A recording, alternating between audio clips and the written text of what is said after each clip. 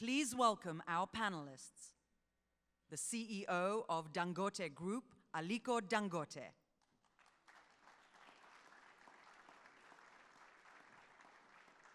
The CEO of BioTherm Energy, Jasandra Nyker. CEO of Black Rhino, Herlihy. John Coumantaros, Chairman, Flour Mills of Nigeria. And please welcome our moderator from Bloomberg TV, David Westin. Thank you very much for being here. You might have gotten the hint from that video. This is about infrastructure. If you're not interested in infrastructure, you're probably in the wrong room. So we're going to have a great, exciting discussion about infrastructure with a terrific panel here. And I want to start with you, Mr. Dangote. I mean, you are head of the largest conglomerate in West Africa, largest employer in Nigeria, and you are heavily involved in infrastructure. Tell us about the most important infrastructure project that you're involved with today. Well, thank you very much, distinguished ladies and gentlemen. Well, the major infrastructure that we're involved right now today is actually what you call is a gas pipeline, which is, we call it East-West Offshore Gas Gathering Station.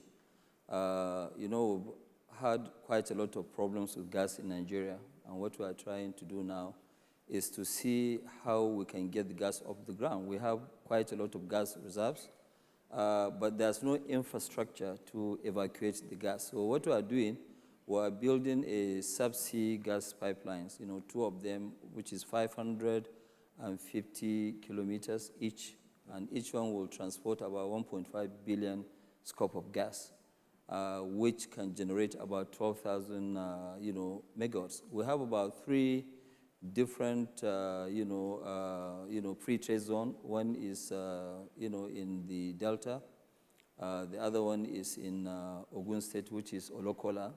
Then we have one Lekki pre-zone, which we are building the refinery, fertilizer, and then we have the West African gas pipeline, which has been built, but it has been empty most of the time with no gas.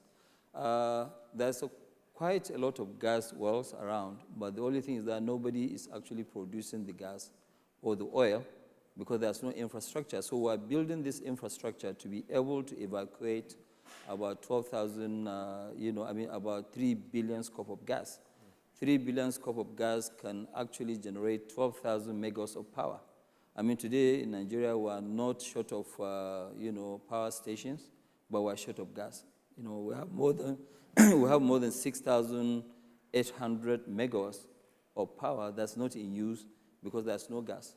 So what we are doing, we're actually trying to build this infrastructure, which will be ready in 2018, and this will actually resolve most of the problems of gas, or 100% of the problems of gas, right from Nigeria up to Ghana, Benin, Togo, and Ghana. So you are building this pipeline that goes from east to west, undersea, that's right, to collect this gas, which is now being flared largely, right, burned off. Yes. How do you then distribute it to the power plants? What's the infrastructure from the point of your pipeline out to the actual power plants? Well, you see, our own actually is to transport the gas through to its destination, and then there will be people who will have power plants, which they will use the gas. So it's like a vehicle to transport the gas. And part of it also, we have, a joint venture with Black Rhino, which is part of Blackstone, and which we are also into power station. And they are also involved in this same gas infrastructure, because if you remember, the last 2 years, we announced a joint venture of about $5 billion. So this is one of the things that we are doing, together. Which leads us to Brian Herlihy from Black Rhino, which is owned by Blackstone, in fact. And Brian has been involved for many years, 20 years in Africa, and is involved in really developing projects throughout Africa. And as you say, is a joint venture partner with you. What is your participation in this project? Well, I think first when we looked at partnering with Dangote Industries, we really wanted to have a relationship with someone who knew Nigeria and knows Africa. I think the first amazing part of a relationship is being able to call someone. Nigeria has been a difficult place to invest in, but with great opportunity. And to be able to call someone like Aliko of his stature and ask him what he's thinking about, and is this the right time to invest, is immeasurable. As far as the participation, right now the JV is looking at 950 megawatts of projects, some in PV, some in gas-fired. But as Aliko said, we're stunted by access to gas. You know, that is the big issue right now. How do we really meet the demand in Nigeria? We need much greater access to gas. And the gas is there. That's the frustrating part. You know, we just need to bring it onshore. So we co-develop with Dangote Industries through the JV, and with the pipeline, Dangote Industries is taking the lead, and we're participating with them as an investor and a co-developer. So Brian, why hasn't this been done before? If it's such a good idea, is it lack of capital? What's been the hurdle? I think the supply to market of gas pricing has been skewed up until recently in Nigeria. Up in a long time, gas prices were suppressed with the idea that cheap gas would benefit Nigeria, when actually the market sufficed. You needed to have the gas price priced right so that people would want to exploit it. And Nigeria has come a long way in doing that. And so I think the opportunity is there. The other is vision. You know, you really have most of the gas controlled by the international oil companies, and they haven't thought domestically. You know, and when you talk about vision, you talk about Dangote Industries. That's where the vision starts. So we're part of that. Well, I mean, if you look at really going to build $3 billion worth of infrastructure, even the oil majors are not really going to do that at all, you know, because it's not part of their core business. So really you need somebody with boldness to be able to go there and, you know, put up this kind of investment. And that's really what we are doing, to open up the power situation in Nigeria. So another potential beneficiary of this project is John Coumantaros. He's chair of Flour Mills PLC, Nigeria. And it's the largest, and I understand it, agribusiness in Nigeria. One of your needs is fertilizer. And how does that plug into this project?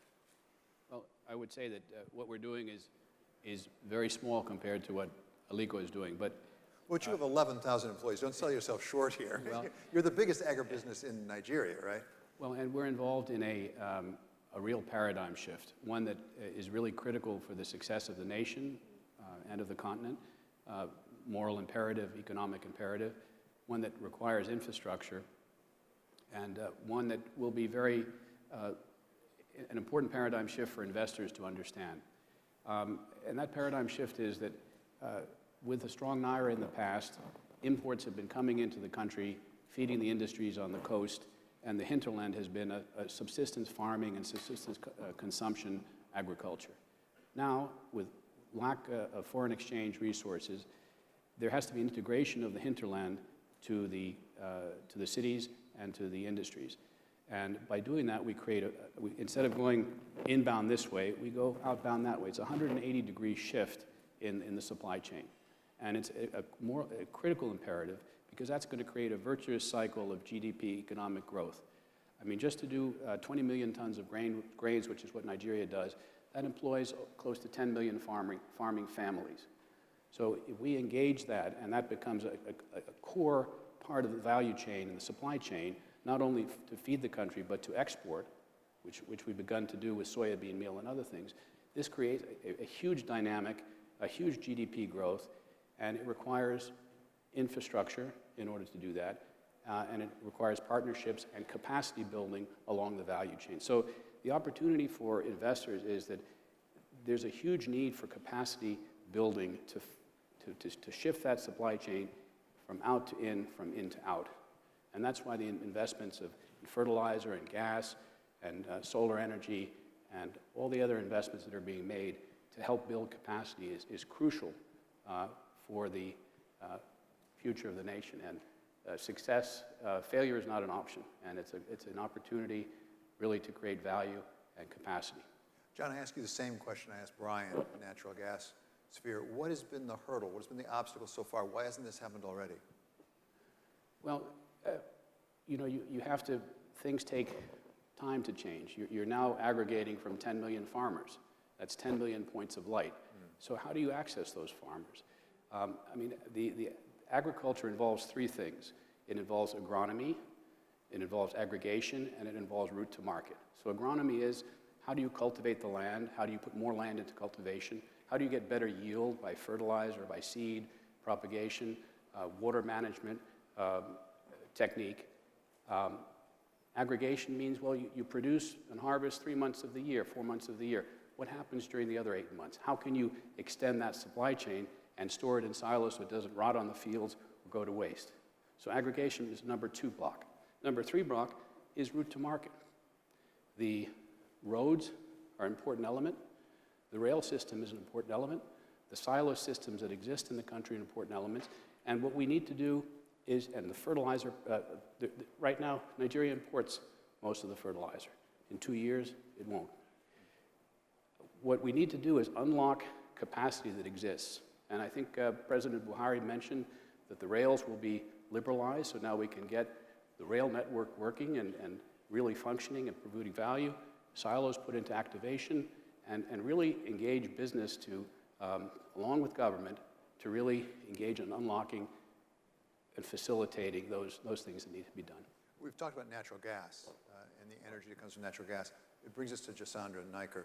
She is CEO of BioTherm Energy, and they invest in renewable energy projects around Africa, Pan-Africa, really. That's correct. The fastest growing renewable energy company, and it's mainly solar and wind, as I understand it, Jasandra. That's correct. So tell us about your business, about where it is now, where it's growing to, and again, what are the hurdles? Sure, thank you for that, and thank you, everyone. BioTherm builds and develops, builds, and operates wind and solar projects across the African continent. We started in South Africa 5 years ago now, when we won 3 projects in the first round of the South African Renewable Energy Program. We have built those projects. They've been operational for some 3 years. They've connected to the grid. And in addition to that, we have expanded our reach. We're in Zambia. We're in Burkina Faso. We're currently negotiating a PPA and a PPP with the government of Burkina. We're just won last week in Ghana, a 20 megawatt solar PV project. And in addition to that, in South Africa, we're closing another 284 megawatts of wind and solar. We're vertically integrated as a company, and as a result of which, it allows us to really drive the ability to accelerate the development of these assets. We're very specific in terms of our approach. We really look at each project on its own. We don't have a cookie-cutter approach. And when we look at projects in any country or at any site, I think the key things that we look at is the grid. So grid infrastructure is really key for us. We don't necessarily go for the largest or most transformational project. For us, the key thing is how quickly can we put that power onto the grid and actually provide power to people. So many of our projects are much smaller, and it's aligned in terms of, do we need to increase that grid infrastructure in order to build it? Over and above that, we're funded by a U.S. investor. Denham Capital is the investor behind BioTherm, and they've assisted in terms of us rolling out this roadmap, and quite aggressively, having grown 400 to 400 megawatts in 4 years. So what role does the government play in these various countries, either for good or for not so good? The government's absolutely key. They're our primary off-taker for wind and solar, for any renewable project or any power project for that matter, in most African countries. We're now seeing renewed interest from the commercial and industrial users, specifically large multinational companies who are looking to procure their own private power.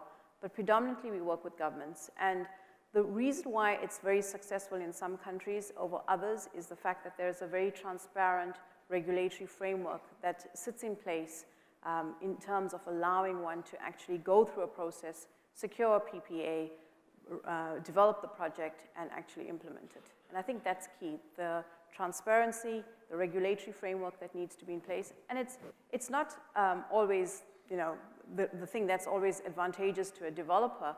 There's compromise from all parties in terms of what that PPA, power purchase agreement, actually entails. And I think because it's a standard document, it's bankable, the lenders in the market, the DFIs and commercial banks find it attractive and are willing to invest and fund these projects. So Aliko, let me ask you a version of the same question. You're involved not just in Nigeria, you're involved through many countries throughout Africa. Where do you see governments doing really well in terms of facilitating infrastructure, and where is there room for growth? Well, in a lot of areas, the It's quite a lot of areas, for growth like the PPP, which is public-private partnership, of which, today it might be very difficult for government to easily raise money and do projects. And some of the projects is going to cost them much more money. So it is really very good for them to partner with private sector to be able to grow the economy, to have sort of, growth. And if you look at it, today, in most of the things, you go to area, places like Senegal, like also Abidjan and Co, where they have toll roads, and those toll roads, they have actually opened up the, economy. People are now able to move around freely in a very, very short period of, time. But, some of the governments they still do believe that, no, government should take the front seat, which is wrong. They will be able to diversify their economy and also grow the economy much bigger if they partner with, private sector. If you look at a country like Nigeria, in the last, 5-7 years, the growth of the economy is actually, the GDP growth is almost 83-85% contributed by private sector. So you can't really, do away with, with private sector. So Brian, shifting the focus from governments to capital, private capital. Blackstone owns Black Rhino. Blackstone has stepped up and they're investing in Africa. What are the biggest impediments to capital investment? And the second question is, how much capital for these infrastructure projects is coming from within Africa and how much is coming from outside? Sure. I think first, before you speak about capital, you have to speak about what we're doing. So as Jasandra explained, a PPA is like a long-term prenuptial, or you're getting married and thinking about everything that could go wrong and trying to put it into a contract up front. And governments sometimes dislike it. Why make it so complex? Particularly us Americans, we like to make everything really complex. I think President Obama spoke about Power Africa today. When he launched Power Africa 2 years ago at the U.S. Africa Summit, it's been incredibly important, the amount of capacity that's come in and said, what do these agreements mean? What are we trying to achieve? And it's really kick-started a lot of discussions between private capital and the governments themselves. But you have to think about what the end game is. It's not just getting power. It's actually now having a foundation of investment that's quite mature. Yep. And that permits secondary capital to come into these countries. We spoke about in the green room the trillions of dollars that sit in the insurance markets and the pension funds and the like. They're not primary investors. The Blackstones of the world who come in and actually build something, they build something with the ability to exit it to secondary investors who want something that's already been made and is nice and neat for them. And not a lot of that exists in Africa today. There are a few companies, Dangote Industries, maybe Sanlam, a few of the banks, where these guys can come in and play. And that's what excites me about this space, is not only are you physically building something, but you're actually contributing to the maturity of these markets that will attract long-term patient capital, and ultimately enable countries to become crisis resistant. When the infrastructure is there, we talked about South Korea, we talked about Dubai. When the infrastructure is there, secondary money can come in and pick up those assets after a crisis, and that's exciting. President Masari, the former president of Botswana, once said that developing countries is an action. After a period of time, you're either developed or you're undeveloped. And we need to be part of that, and I think infrastructure plays a big role in developing these countries to reach that secondary level of the market. Yeah, and as you suggest, when you have insurance company money or pension plan money, that is by definition patient money, because they have it out there for 30 years or more because they have obligations out in the far distant future, which is an advantage. But Jasandra, Power Africa was just mentioned. Yes. How important has Power Africa been in your business? Power Africa has been, I would say, pretty important to our business, and more so in the last 2 years. I have to admit, when Power Africa first launched, we didn't really know how to deal with the animal, if I could call it that. But as they refined their processes, they put people on the ground, we actually use Power Africa often as a first-stop shop for access. And a good example of that is recently we wanted to look at do a grid study very quickly in Nigeria. And I think I may have sent an email out to the Power Africa team very late that evening. By the next morning, I knew who the grid consultant was that was going to go work with me. And I can be honest with you that that would never have happened if I didn't have that capability or service available to me. It really, reduced the timeline to send our team out to Nigeria by about 10 days because, someone was already found, was actually in Abuja, someone that could work with us immediately. And to me, that says it accelerates and catalyzes development. And for us, that's very important. And specifically as a Pan-African developer, when we go into new countries, for us to really understand the lay of the land very quickly, we reach out to Power Africa. John, I mean, you don't have a power agriculture, at least that I'm aware of. We don't have that program yet. But as you talk about the transformation in agriculture in Nigeria, you now are on the cusp of actually exporting, as I understand it. Does that make you more vulnerable to commodities prices as a practical matter, or are you insulated from that? Well, I think we've started to export Nigerian soybean meal made from Nigerian soybean in an extraction plant. So as long as the pricing is right internally, I think there's market, and there's many more markets to grow from that. I'm confident of getting Brian invested in agribusiness. And just on the role of government, I think on this stage we're widely supportive of the invisible hand. But I think government plays three other additional hands. I think it plays the role of the guiding hand because policy is critical to create a stable platform. It plays the role of the enabling hand in order to enable and facilitate. And sometimes it can play the role of the helping hand, for example, in giving interest rates to agriculture and so on. And I think Minister Analama is actively engaged in developing sectoral policy. ADB is working heavily on financing some infrastructure projects, and all the ministries are engaged in developing policy and in helping. Really, it's a partnership between business and government. Aliko, this is the second of these sorts of business forums that Bloomberg Philanthropies has put on with the Department of Commerce. How much progress has been made in Africa? It's a broad question on infrastructure in the last 2 years. Well, there's quite a lot of progress that has actually been made. This has also allowed the American companies to understand more about Africa, because majority of them, they only read from the papers and now make up their minds about investing in Africa. But that's quite a lot. If you look at it, without having the first forum, we wouldn't have actually come together with Blackstone to sign a deal of $5 billion. So that's a really, really great, achievement. And by what we are looking for, especially the relationship between the companies here, is for them to learn and understand more about, Africa. And for us also to be talking to each other. This will help in terms of making deals, for mutual beneficial relationships.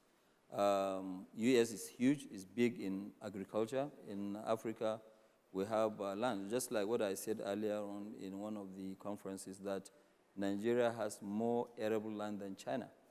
But so we really, truly need big farming companies that can come, the Cargills and co, that can come into Nigeria and invest heavily. And also trying to bring, mechanism of outgrower system so that the people within the area will also be involved, they will be empowered. And this is what, we are doing. You have asked John a question of, okay, how is he going to deal with the export? Right now, I think in a place like Nigeria, it is now for us to feed ourselves, not export. You're talking about in the next 3 years, we're going to have a population of over 200 million people. I mean, today we import 95 or 96% of the sugar we consume. So both our company and his own group were actually battling to see how we could make Nigeria self-sufficient in sugar. And that's going to take us a lot of time because Nigeria's population growth is almost 3% per annum. And that's a huge challenge. Which creates also a huge opportunity. A huge opportunity, yes. Exactly. That's right. So, Brian, actually, Aliko was just saying U.S. companies sometimes don't understand or don't know enough about Africa. What's the biggest misconception or the thing that most you would like U.S. investors, whether they're companies going in or whether they're investment companies, what would you like to correct in their minds? everything has to be priced, the reward and the risk, and I think Africa's reward risk is the best in the world right now. To be able to achieve the type of long-term returns that you see in Africa are hard to reach elsewhere. But it's very difficult understanding from a New York perspective, what the media portrays. And the media has been incredibly sensational in some of it because it is sensationalist to report. But it's not to say it's easy either. If you can't create the partnerships and the relationships, then I don't think you're going to be successful there. And I think that's what we've valued the most, in not saying to Blackstone, here's what we think, but actually, our relationship with Dangote Industries, but also with GE, also with the different banks, also with the different players, and sitting down and saying, what do all of you think? And there are times to pause and there are times to go forward, but you don't want a pause to become a withdrawal. You want to make sure the pause is just being smart about your investment, and then at the right time, collectively moving forward again. And that's probably been the biggest challenge, is convincing the capital to be very dynamic at how they're perceiving and digesting the data to move forward. Yeah, I love doing these panels, being in the media, because sooner or later we get to the point that it's the media's fault. It's just a question of how far on the panel you get before you get to that point, which I accept full responsibility for. We don't understand it well enough. Jasandra, as we go around the world and look at, so I just came from China and visited some renewable energy companies there. Thus far, at least in the Western world, United States, it can't survive without significant government subsidies. We may get to that point, but it hasn't thus far. Is that true in Africa as well? No.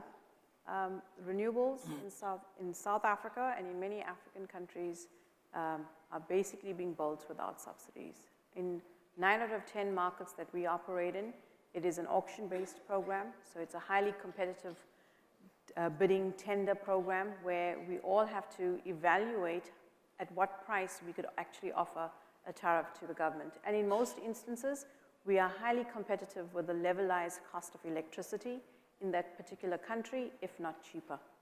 So there are no subsidies. What has happened over the last decade in the renewable energy sector is the fact that the cost of production has come down quite significantly.